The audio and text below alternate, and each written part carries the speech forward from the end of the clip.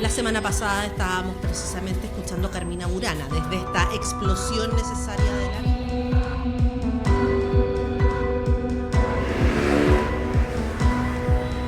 Somos una voz laica, pluralista y tolerante. Estás escuchando Radio Universidad de la República. Bien, buenos días. Estamos iniciando un nuevo programa en nuestra Universidad de la República, laica, pluralista y tolerante, en nuestro programa de radio, que ahora no está en radio, estamos en una nueva plataforma debido, ¿cierto?, a la pandemia, pero un entrevistado me decía la semana pasada que habiendo micrófono y habiendo audiencia sí era radio, así que me dejó ese consuelo. Estamos en innovación educativa, mirando la innovación desde la vereda, cómo podemos construir, hacer las maneras y las cosas distintas, pero en comunidad, y es por eso es que hemos tocado la puerta, y nos ha abierto esa puerta de manera muy amable, Rodrigo Rojas Andrade. Presentar a Rodrigo, él mismo se va a presentar después con su propia insignia, pero haciendo las insignias protocolares, nos tomaríamos unos 15 minutos con Rodrigo, pero voy a intentar ser breve. Rodrigo es doctor en psicología. Él pertenece activamente como titular en la Escuela de Psicología de la Universidad del Humanismo Cristiano, ha dirigido equipos psicosociales diversos, está vinculado, después tú nos das los detalles, Rodrigo, al Servicio Local de Educación, ha coordinado y ha presidido varias instancias del programa que nosotros conocemos que se denomina Habilidades para la Vida, y tú nos vas a checar más detalles, investigador, magíster en temas comunitarios, o sea, Rodrigo Rojas Andrade, un súper invitado para innovación educativa. Así que en esta primera parte, todo aquello que me equivoqué, Rodrigo, darte la bienvenida y adelante con innovación educativa. Cuéntanos un poquito quién eres, qué haces, para continuar con las preguntas que queremos saber de ti. Bien, gracias Rodrigo por invitarme. Yo creo que es un poco exagerado esto, ¿no? Pero vale, por toda la buena onda y aceptar un día viernes a las 8 de la mañana. A las 8 de la mañana. Bueno, yo diría que, claro, la presentación más protocolar es que efectivamente soy académico de la Universidad Academia de Humanismo Cristiano, el profesor titular de la Escuela de Psicología, pero lo que yo quisiera como destacar es que soy un académico entusiasmado de poder cerrar las brechas entre el conocimiento científico que producimos en la universidad y la práctica profesional que se realiza en el contexto real. Entonces, si tú me pides como un resumen, he dedicado los últimos 15 años de la vida ya a intentar cerrar esas dos, Esa brecha. Unir esa brecha, ¿no? Y un poco estoy en medio, en la intersección de estas dos cosas y una situación que es muy interesante, ¿no? Así que eso, o sea, estoy intentando, como muchos otros en el mundo, cerrar esa brecha. Oye, y es por eso que te hemos invitado, Rodrigo, porque hemos podido ver una invasión en las redes sociales, en distintas universidades también, dando orientaciones, consejos, algunos les llaman tips, y en realidad hay, debajo de todas esas capas de cómo hacer las cosas y recetarios, hay varias cosas que desde la academia se podrían, no sé si responder, no queremos arrogarnos eso, pero sí queremos reflexionar el significado, ¿no?, de la innovación educacional, ¿cierto? Cuando le quitamos la presencialidad, aquí no le estamos echando la culpa ni a un gobierno de turno, ni a la pandemia, sino que queremos reflexionar efectivamente qué pasa cuando uno le quita la presencialidad a las cosas. De hecho, ahora nosotros, en otro contexto, estaríamos en la radio, en un estudio, ¿cierto? Pero ahora estamos en una virtualidad. Si bien hay una ubicuidad, ¿cierto? Podemos estar presentes en una situación, ¿cierto?, contextual, pero en realidad, cuando nosotros conversamos en algún minuto, a mí me encantó una frase que tú dijiste, y que es: cuando uno le quita lo presencial, quedan solo los contenidos. Esa reflexión debe tener muchas derivadas, y queremos partir al tiro al hueso, Rodrigo, si nos puedes contar un poco sobre esa reflexión. Cuando uno le quita lo presencial, quedan solamente o quedan solo los contenidos. Danos y entréganos a los auditores de la radio tu reflexión. A lo mejor primero contar de dónde viene esto, ¿no? O sea, Dale. cuando uno tiene una intervención, por ejemplo, una clase, la clase uno puede analizarla desde distintos lugares, pero particularmente de lo que hoy día llamamos elementos nucleares o los core components, ¿no? Perfecto. En una clase común, lo que tenemos son al menos tres elementos importantes, ¿no? Uno, que son los contenidos que se deben entregar en una clase particular, ¿no? Luego de eso, la secuencia didáctica, ahí los profesores saben muchísimo, y después serían las técnicas pedagógicas, ¿no? Entonces, en una clase puede entenderse, puede analizarse desde esos tres elementos: core elements, las técnicas y la secuencia didáctica, ¿no? Hay una planificación también, entonces la planificación pedagógica va a incorporar estos tres elementos de una u otra forma o en distintos formatos, pero básicamente la investigación ha mostrado que en el mundo completo son esos tres elementos básicos, ¿no?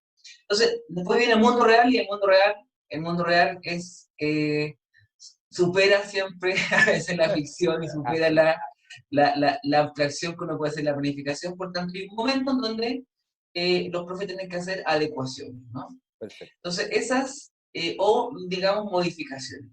Esas modificaciones pueden ser buenas o pueden ser malas, ¿no? Las adecuaciones, las modificaciones que son buenas se van a llamar adecuaciones, y básicamente lo que van a hacer es mantener o cuidar los componentes nucleares. O sea, van a mantener los contenidos, van a mantener las técnicas, van a mantener la secuencia didáctica, pero lo que va a cambiar va a ser la manera de empaquetar esto, ¿no?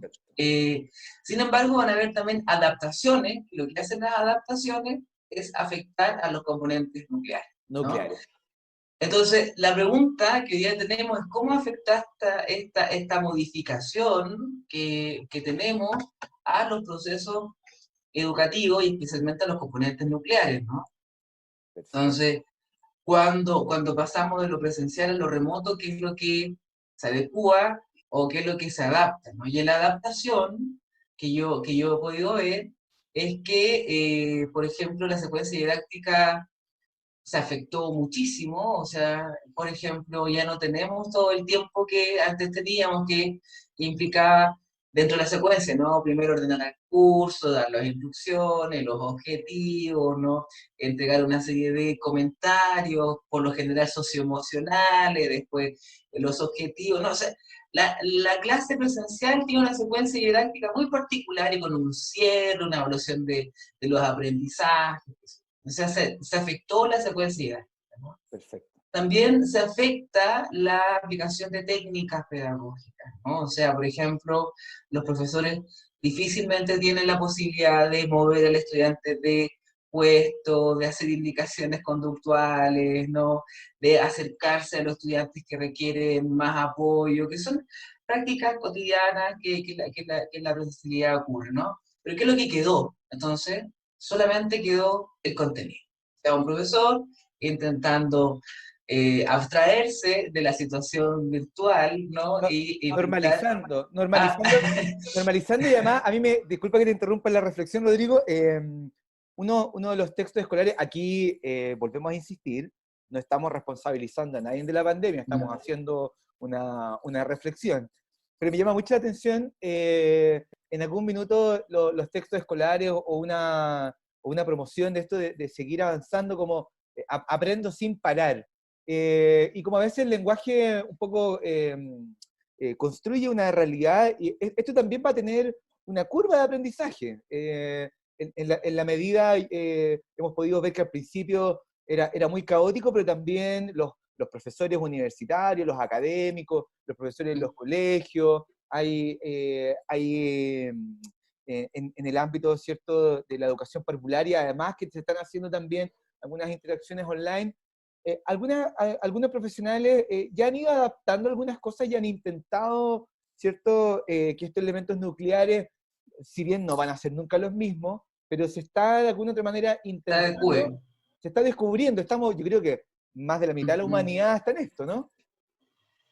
Sí, ahí es bien interesante, ¿no? Porque cuando uno entonces hace el diagnóstico, ¿no? De cómo se están afectando los componentes nucleares del núcleo pedagógico, ¿ah? Porque eso es Sí, importante, ¿no? El núcleo pedagógico es el docente, la meta educativa y los estudiantes, o sea, se está afectando esa estructura básica. Aparece entonces la necesidad de generar adecuaciones y no adaptaciones, ¿no? Ahora, antes de pasar a hablar de las adecuaciones, es interesante detenerse y pensar por qué quedaron en esta modificación de la presencialidad de los contenidos, ¿no? ¿Por qué es lo que se cuida? ¿Por qué no se cuidó otra cosa? ¿Por qué no se cuidó, por ejemplo, los aspectos técnicos, los aspectos de la interacción, los aspectos de la vinculación en el aula, ¿no? ¿Por qué se está cuidando los contenidos? Y probablemente cuando uno se pregunta por qué se está cuidando los contenidos y se está volviendo un poco atrás a modelos transferencistas de educación, ¿no? Claro, uno se pregunta qué tanto hemos avanzado en estos últimos 25 años en educación cuando hemos dicho no, sí. no tenemos que, no tenemos que mantener esta lógica de una educación cognitivista, academicista, revisión de contenido, pero claro, cuando ocurre algo, nosotros los seres humanos volvemos al lugar donde nos sentimos seguros o al sustrato de nuestras prácticas, que sería esto. Entonces, por ahí hay una cuestión bien interesante por analizar. Pero Oye, efectivamente, qué interesante, antes de ir al riesgo de caer en estos modelos transferencistas, qué buena reflexión, Rodrigo, qué buena pregunta, además. Deberías tú ser parte del equipo de la radio, Rodrigo. Te estoy haciendo ahí un bandejeo. Qué interesante esta reflexión de, claro, yo me la acabo de hacer también. ¿Por qué cuidamos tanto los contenidos y no le dimos tanto espacio a lo afectivo, a lo vincular? Aunque, insisto, también ha sido un aprendizaje para los profesores. Yo he visto, yo tengo dos hijos en etapa escolar, una más chiquitita, y he visto también que sus profesores también han ido aprendiendo, ¿cierto? claro, claro, claro, En un inicio fue todo muy caótico, pero ya hay ciertas, claro. la mayoría de las preguntas están siendo más vinculares, algunas clases se cuida más el contenido, pero yo creo que Claro, también ahí hay una intuición del profesor, claro. hay un remanente, yo creo. Claro, o sea, mi sensación, y este es un análisis que requiere de a lo mejor investigación empírica, ¿no? Es Sí, como frente al caos y a la desadaptación, bueno, nos quedamos con lo seguro que sería lo basal de lo educativo, lo que es los básico. contenidos y la transmisión, ¿no? Pero efectivamente es necesario generar adecuaciones y avanzar.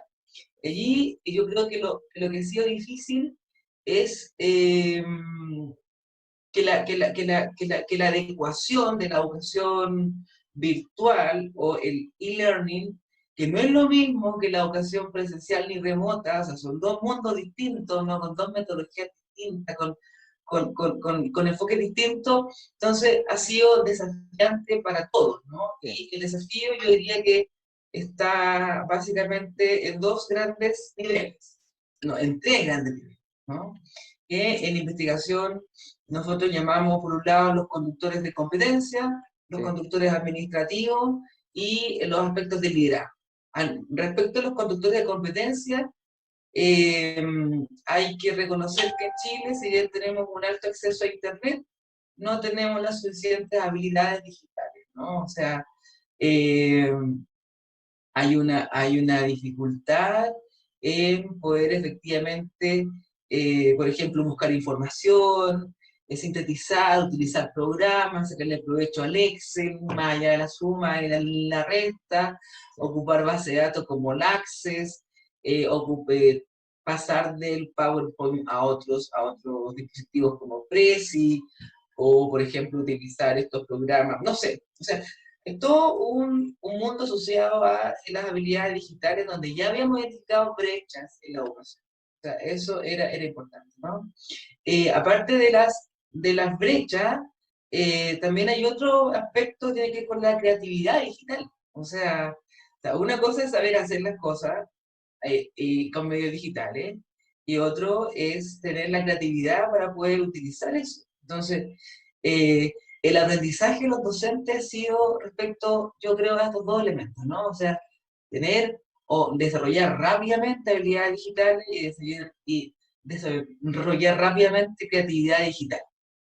Y claro, cuando uno desarrolla habilidades digitales y creatividad digital, es posible nuevamente recuperar los elementos nucleares de una clase. Por ejemplo, la secuencia didáctica en espacios virtuales es mucho más pequeña y está apoyada con una serie de otros elementos. Por ejemplo, los microvideos, no sé, de 1 minuto donde te explica los objetivos, qué sé yo. Pero eso implica otra cosa. Y puedo tener habilidades, puedo tener creatividad, puedo implicar otra cosa que ha sido bien difícil, son recursos. Sí.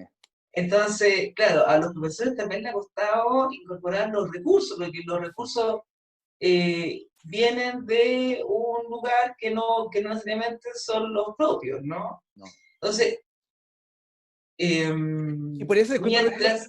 Sí, por eso da la sensación, y cuando uno comparte con el mundo del profesorado, docente y académico, los primeros 2 meses, y sobre todo el claro, primer mes, las primeras semanas, había un agotamiento físico, claro, un agotamiento mental, así como mucha gente, no, estoy absolutamente reventado, estoy absolutamente cansado. En las comunidades de profesores se ha repetido mucho ese patrón. Y claro, hay un sobreesfuerzo en cada uno de estos componentes en términos, ¿cierto?, de competencia, de creatividad digital y además de recursos, que también nos llegó a nosotros, nos llegó al enfrentarnos claro. a los estudiantes. Entonces, eso es muy importante, porque los recursos, o sea, que se necesitan para comprar, por ejemplo, programas o plataformas, o, no sé, algún video de edición, Sí, claro, no están, no está. ¿no? Y no ha sido tan fácil obtenerlo. Y allí yo creo que ha sido interesante cómo los mismos profesores y profesoras han puesto sus propios recursos personales para, por ejemplo, pagar plataformas como Zoom, comprar programas. Hoy día hay un montón de plataformas educativas Sí, virtuales que son muy buenas, pero también requieren recursos. Entonces, sí. el tema del recurso ha sido una cuestión importante. Y el tercer conductor es el liderazgo, ¿no? O sea, Liderazgo. y el liderazgo del sostenedor, el liderazgo del director de la comunidad educativa, que en realidad también se ve un poco sobrepasado porque implica pensarse distinto, ¿no? Y allí es cuando uno piensa eh, que la comunidad educativa ha seguido y que el lugar hoy día, en esta posmodernidad, es lo que viene a cuestionarse, ¿no? Porque seguimos estando en la misma comunidad y casi en un lugar igual, ¿no? O sea, el lugar que antes era físico, hoy día también es virtual. Y creo que que eso ha generado nuevos elementos y nuevas maneras de pensar la educación. Y Entonces, claro, que si tú me preguntas que hemos avanzado hacia adecuaciones, después de que en un momento de la crisis bajamos hacia contenido y transferencia, efectivamente hemos ido avanzando, desarrollando habilidades y creatividad digital, gestionando de una forma distinta los recursos, por ejemplo, a nivel de la gestión pública, no se sabe muy bien cómo rendir, qué sé yo, plataformas como Zoom, si es que se pueden rendir, por ejemplo, no sé, videos, programas de video, hay toda una duda en términos de cómo se rinden esos recursos. Y en los liderazgos también ha sido bien complejo porque ha implicado gestionar algo que podía gestionar antes, que era material, que era tangible. Hoy día la gestión es intangible. Entonces yo creo que efectivamente como buenos seres humanos que somos, que llevamos tanto tiempo en la Tierra modificándola, con un tiempo más vamos a volver y vamos a poder instalar esto y adaptarnos, ¿no? Pero claro, la pregunta es, o la pregunta con la cual me he quedado es, ¿qué tan efectivos van a ser estos cambios, estas adecuaciones en un sistema educacional que lo que hace es valorar solo los los contenidos. contenidos, no como que, que lo que pasó es como proteger los contenidos. Vamos, Sí, vamos a proteger los contenidos. sí. Oye, Y esa protección de contenido yo creo que también se refleja en el hecho que vamos a tener un CIMSE 2020. Sí. Bueno, efectivamente, ahí nos encantaría, Rodrigo, quizá en un futuro no tan lejano, tenerte de nuevo para explorar, sobre todo también, me gustó mucho, no lo vamos a poder hacer ahora que tenemos una pauta, pero en el futuro poder explorar más profundamente el rol, el rol y el liderazgo, no solamente de los directores de colegios, sino que de los equipos directivos en general en este nuevo escenario. Lo que hoy nos convoca es justamente es cómo nosotros podríamos estar en riesgo, o cómo podrían retornar, o cómo podrían darse de nuevo estos modelos transferencistas. ¿Ah? Habíamos conversado nosotros en una pauta que íbamos a intentar, desde tu reflexión, de qué manera se podrían dejar de lado estos tejidos vinculares y qué pasa también con los factores socioemocionales de los mismos niños, de los estudiantes, de las familias, cuando innatamente una cosa que nos ha surgido a todos, que es como abrazar a los contenidos, pero ¿qué pasa o cuál es tu reflexión sobre todo este tiempo? Sabemos que tú has liderado, has sido parte, estás hoy en día, ¿cierto? Lideraste la gente tiene miedo a la palabra batalla, pero lo vamos a decir con todas sus letras, la batalla, ¿cierto?, de habilidades para la vida, has estado tú muy, muy fuertemente vinculado a eso, y quisiéramos tu reflexión. ¿Cuál es ese riesgo de que se pierda o que el tejido vincular en todo ámbito, en esta tríada colegio, comunidad, familia, y podamos caer solo en eso, en solo cuidar los contenidos? Yo creo que esa reflexión es una reflexión vieja, ¿no? Vieja, que yo creo que en Latinoamérica inició Paulo Freire, ¿no? Cuando Sí. se preguntaba comunicación o una extensión, ¿no? Por ahí yo pudiese decir cuál ha sido el peligro de desarrollar. Fíjate que, claro, cuando uno establece un modelo transferencista de educación, lo que se pierde es el tejido vincular que sostiene el diálogo, ¿no? Se genera una comunicación unidireccional, ¿no? Que es la comunicación del docente sobre los estudiantes, y el estudiante entonces tiene un rol pasivo de recepción de conocimiento, en este caso de contenido. Yo creo que lo que habíamos o hemos avanzado en educación es hacer comprender la importancia del diálogo, ¿no? La importancia de un estudiante que es activo en la construcción de conocimiento, un estudiante que tiene intereses, que tiene ideas, que tiene habilidades, que tiene que, digamos, seguir desarrollando, pero que en el nivel de desarrollo que las tiene puede aportar a la construcción de una comunidad de curso, ¿no? Y yo creo que hemos avanzado mucho en eso, en distintos niveles, pero hemos ido avanzando en ese lugar. Entonces, cuando uno pasa a modelos de educación remota, no de educación de e-learning, creo que esa es la distinción, se puede perder se puede suspender, más que perder, se puede suspender ese proceso de desarrollo vincular que está basado en el diálogo, ¿no? Por ejemplo, no sé, ayer estuve también en la clase de mi hija, y la profesora quería conversar y preguntar, y los estudiantes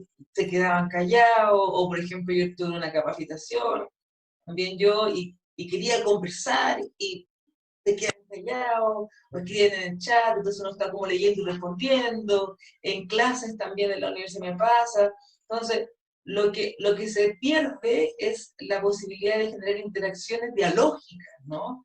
Que son las que finalmente, de acuerdo a toda la teoría contemporánea de educación, es lo que va a anclar los contenidos, ¿no? Cuando hablamos de aprendizaje significativo, nos referimos particularmente a interacciones emocionales que son las que permiten potenciar los procesos de memorización de los contenidos.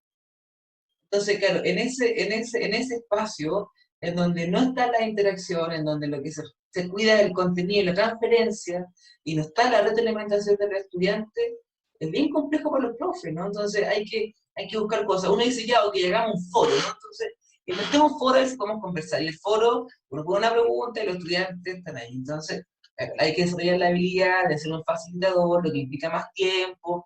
Entonces, claro, allí yo me pregunto cómo poder recuperar ese tejido social, esa interacción que daba una clase presencial.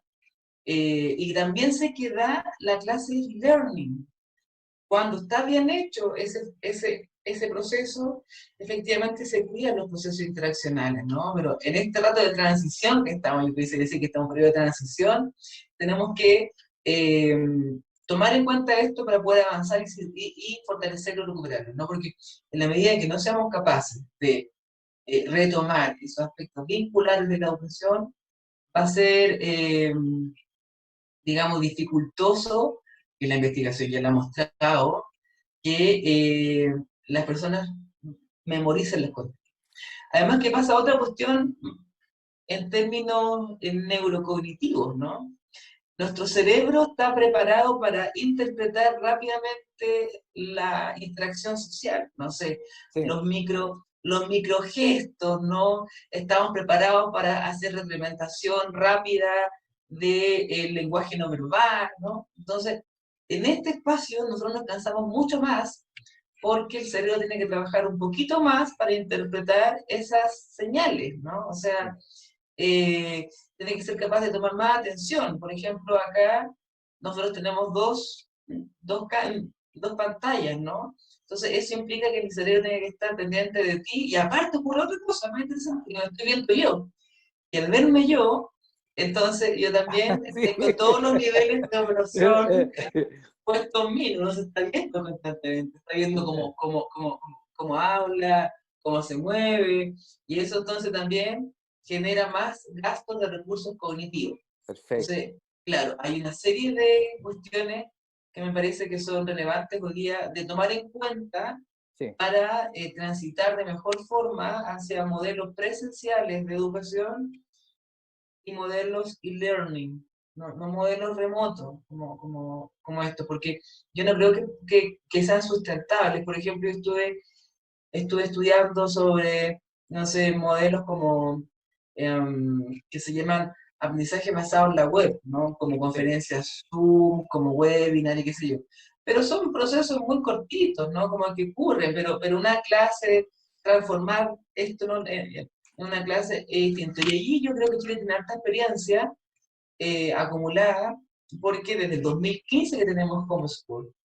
Sí. Entonces, por ahí habría que preguntarle a las personas que ya han participado. Yo no conozco muy bien esa experiencia, pero sé que ya tenemos Homeschool, que se ha desarrollado toda una línea de trabajo en Chile, ha sido muy exitosa, por eso mucha gente ha comenzado a transitar hacia esos modelos de Homeschool.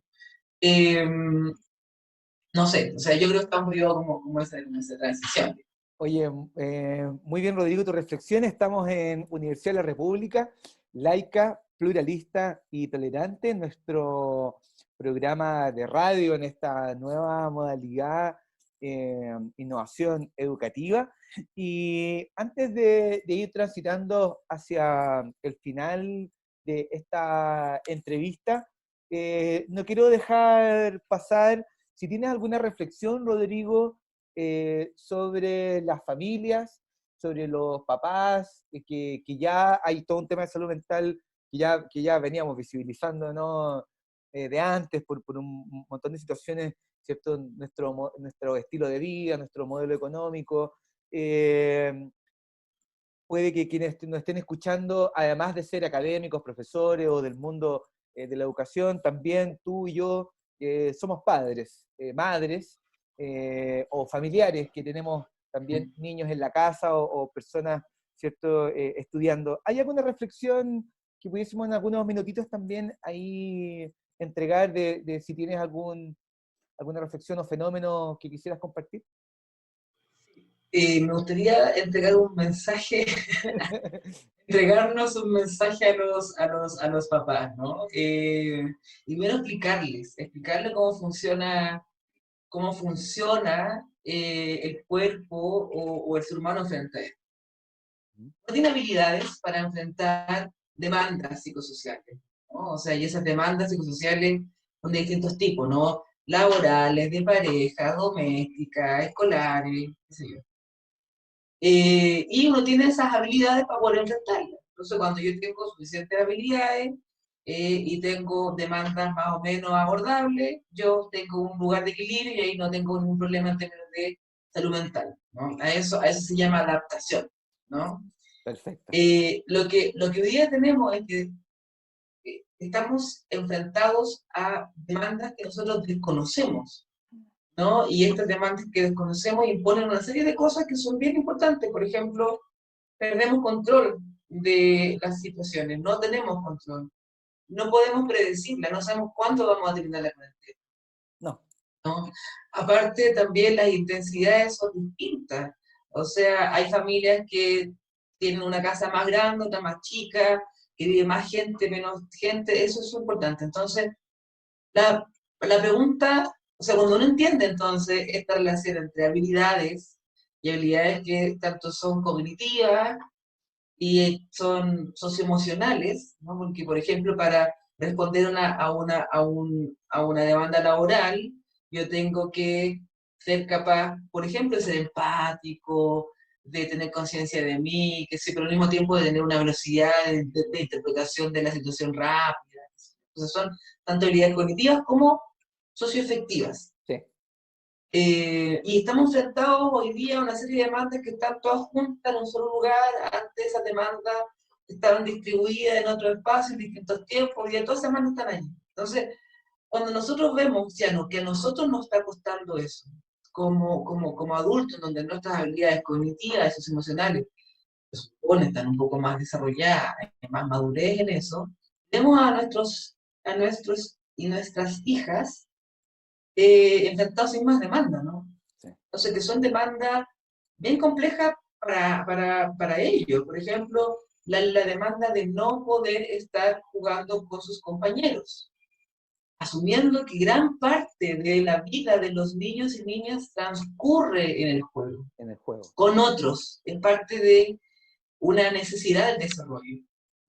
Tener que estar en un lugar, también respondiendo a tareas domésticas. Yo creo que muchos de nosotros estamos entregando ciertas tareas domésticas también a los niños, ¿no? Que hagan sus piezas. Y aparte de eso, tener que responder a una educación remota que está asociada a los contenidos y que los niños, esto que yo te contaba de la dificultad de expresión y como los procesos cognitivos están jugándose allí, es complejo. Entonces, los niños están hoy día expuestos a grandes desafíos en términos de demandas psicosociales.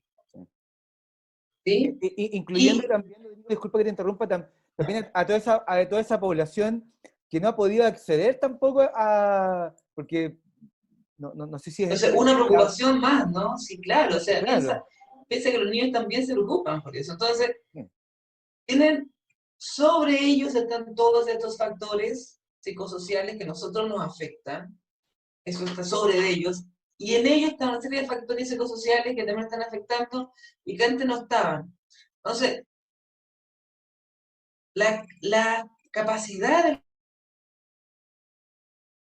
los niños capaz que están siendo desbordadas, eso es lo que va a ocurrir, desbordadas por los factores estresores que ellos están enfrentando. Como son desbordadas, entonces aparecen los comportamientos desadaptativos que buscan el equilibrio. Y esos comportamientos adaptativos son polimórficos, pueden ser desde ansiedades, aumento de, no sé, de las ganas de comer, problemas del sueño, ansiedad, tristeza, pataleta, hasta comportamiento oposicionista, desafiantes, agresivos, y entenderás que ese comportamiento no se le pone otro factor estresor más a la familia, y volvemos a los equilibrios, la familia probablemente también... Además, hoy en día con un preocupante aumento de la violencia intrafamiliar. Es por eso, eso.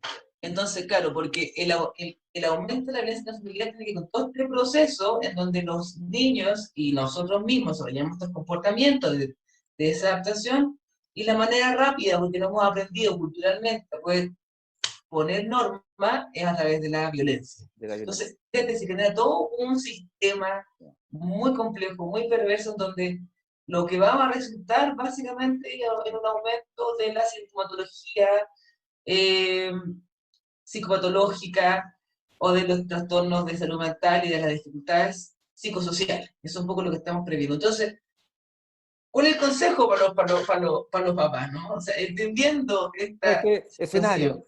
Ujú. ¿no? Porque a mí me importa mucho que se entienda por qué se hace, ¿no? Sí, claro. Eh, el primer consejo es evaluar cuáles son las demandas que efectivamente importan, las mínimas, cuáles son las demandas que son importantes para la sobrevivencia de la familia, para la sobrevivencia de los hijos, ¿no? Entonces, acá hay una priorización de las demandas. Y en los niños probablemente priorizar demandas va a implicar, por ejemplo, priorizar asignaturas. ¿Qué asignaturas son las más importantes para nosotros? Ujú. ¿Cuáles son las habilidades que tengo para poder enfrentar esto? ¿Qué es lo que tenemos que hacer? Se implica un proceso de planificación, de análisis, de mirar qué es lo que tenemos que responder, hacia dónde queremos ir, qué es lo que podemos responder también. Más todos los consejos que han dicho tus colegas, ¿no? O sea, mantener rutina, Rutina. pero ¿por qué ocurre eso? Ocurre porque lo que queremos hacer es entregar un mundo estable, predecible, con control, o sea, lo que estamos intentando hacer es aumentar la capacidad de autoeficacia sobre el estresor que está allí, pero claro, yo a eso le puedo agregar, papás, revisen qué es lo que realmente podemos hacer, podemos cumplir, sean realistas, evalúen sus capacidades, capacidades cognitivas también, emocionales, y las cosas que pueden hacer, háganlas, y las otras, suéltenlas. O sea, no se Soltar. puede soltar, no se puede hacer todo lo que uno quisiera hacer, porque en este rato está una situación de crisis, entonces hay que hacer lo mínimo para poder seguir sobreviviendo. No estoy pensando en términos de trabajo, de tarea, y es una cuestión que está pasando a todo el mundo, y el hecho de estar cumpliendo con los aspectos que son esenciales de la vida, no quiere decir que uno sea flojo, no se la pueda, sino que efectivamente está teniendo en el centro el bienestar y la salud mental.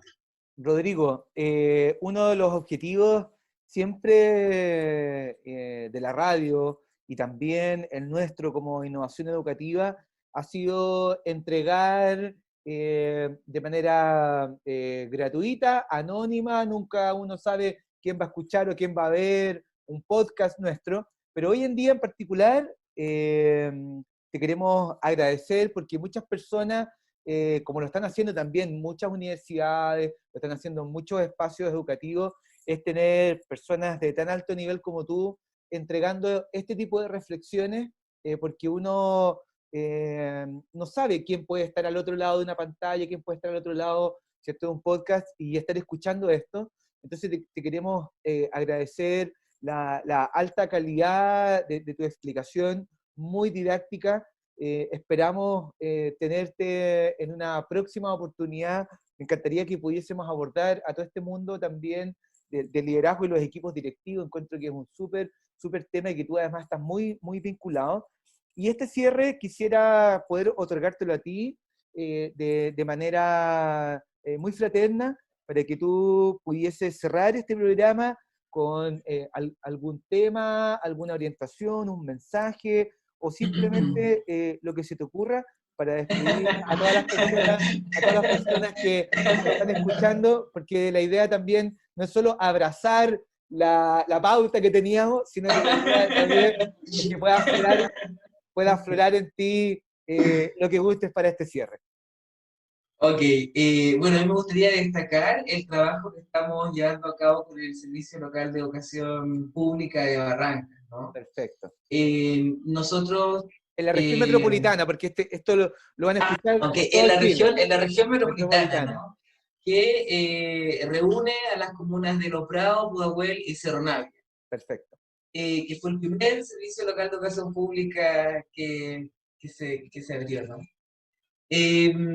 Yo soy director del equipo psicosocial de salud mental escolar de la Escuela de Psicología de la universidad, y estamos elaborando un convenio con el Servicio Local de Barranca, y este convenio tiene distintas aristas, ¿no?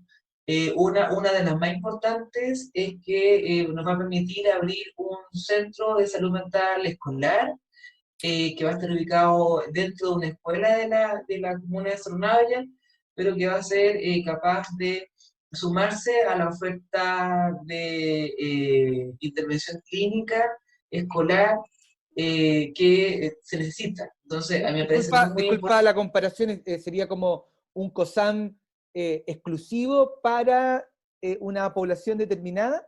No digo que sea igual, pero para quienes nos están escuchando y Sí, habitualmente van al COSAM, sería como un ok. COSAM escolar.